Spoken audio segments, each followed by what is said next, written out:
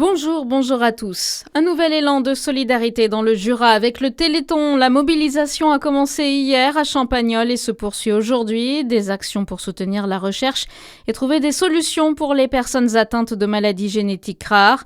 Au programme, vente du fromage de tête au relais du fumet, randonnée pédestre du club Cœur et Santé. La Croix-Rouge locale tiendra aussi la buvette. Des actions de solidarité à retrouver partout dans notre région. Les agriculteurs ne manifesteront pas le 11 décembre à Dijon. Les jeunes agriculteurs de Bourgogne-Franche-Comté se disent rassurés concernant les aides européennes versées par la région. En souffrance depuis 2 ans, la région s'est engagée à verser les premiers acomptes le 12 janvier.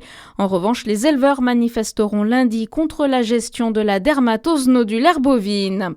Des indemnisations versées aux éleveurs de Saône-et-Loire à cause du loup. 75 000 € d'indemnisation ont été versés à des éleveurs suite aux attaques attribuées aux prédateurs. 41 dossiers ont été déposés pour obtenir une aide à l'adaptation de la conduite pastorale des troupeaux. 39 sont éligibles.